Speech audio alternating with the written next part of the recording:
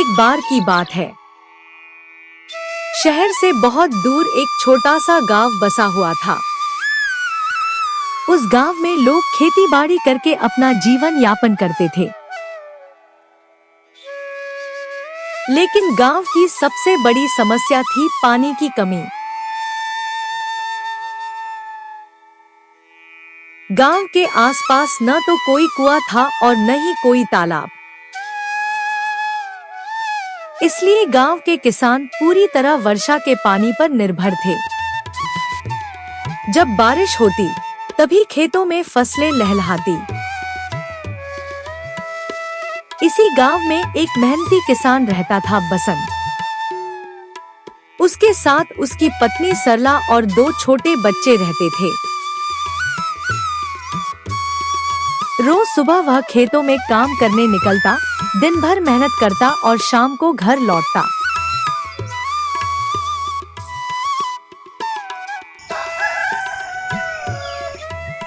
एक दिन सुबह जाते समय उसने सरला से कहा,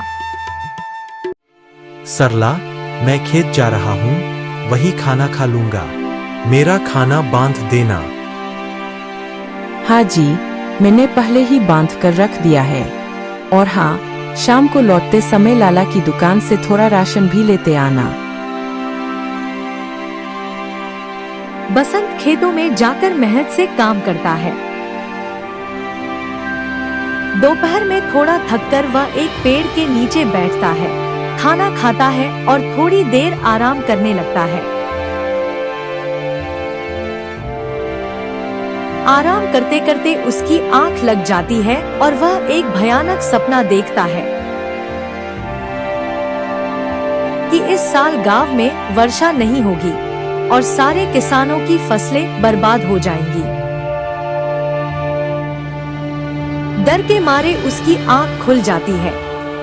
वह घबराकर सोचने लगता है, हे भगवान, अगर बारिश नहीं हुई तो हमारी फसलें कैसे उगेंगी? हमारा पेट कैसे भरेगा? नहीं, ऐसा नहीं हो सकता। वह यह सोचते हुए घर लौटने लगता है कि रास्ते में कुछ गांव वालों को बातें करते हुए सुनता है। अरे, टीवी में खबर आई है कि इस बार कुछ गांवों में बारिश नहीं होगी, जिसमें काशीपुर भी शामिल है। क्या बात कर रहे हो बिरजू भाई? अगर बारिश नहीं हुई तो खेतों में फसल कैसे उगेगी? और फसल नहीं हुई तो हम खाएंगे क्या? अब तो लगता है कि भगवान का ही सहारा है। हम गरीब किसान कर भी क्या सकते हैं? बसंत ये बातें सुनकर और बेचैन हो जाता है। उसे याद आता है कि उसके सपने में भी यही सब हुआ था। वो सोचता है,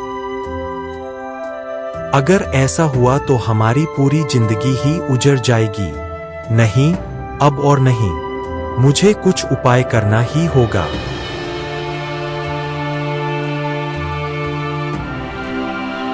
रात में बसंत अपने परिवार के साथ बैठकर खाना खाता है, लेकिन उसकी नींद उड़ चुकी होती है। सारा समय वह यही सोचता रहता है कि अगर बारिश नहीं हुई तो वह क्या करेगा। अचानक उसे ध्यान आता है, हमारे गांव में कुएं या तालाब की व्यवस्था होती तो हम बारिश के पानी को जमा कर सकते थे, लेकिन अब तो हमें ही कुछ करना होगा।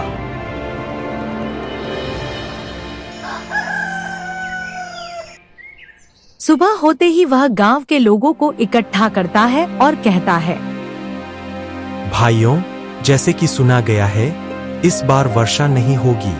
ऐसे में हमारी फसल नहीं होगी और हम भूख से मर जाएंगे। हमें अब बैठकर इंतजार नहीं करना है, हमें खुद उपाय करना होगा। बसंत सुझाव देता है कि गांव में एक कुआं खोदने का काम शुरू किया जाए। अगर हम सब मिलकर मेहनत करें तो हम बारिश के पानी को जमा कर सकते हैं और समय आने पर उसका इस्तेमाल भी कर सकते हैं। गांव के सभी किसान उसकी बात से सहमत होते हैं। सरपंच जी भी कहते हैं, मेरे घर के पीछे जो खाली जमीन है, वहीं पर कुआं खोद लो। जमीन की चिंता मत करो, मैं साथ दूंगा। अगले ही दिन से सारे गांव वाले मिलकर कुआं खोदने लगते हैं। दिन रात की मेहनत के बाद कुछ ही दिनों में कुआं तैयार हो जाता है और उसमें से मीठा पानी भी मिलने लगता है। सभी किसान खुशी से झूम उठते हैं। सरपंच जी कहते हैं, तुमने तो कमाल कर दिया मेरे भाइयों। अब सब किसान बारी बारी से कुएं का पानी लेकर खेतों की सिंचाई करेंगे।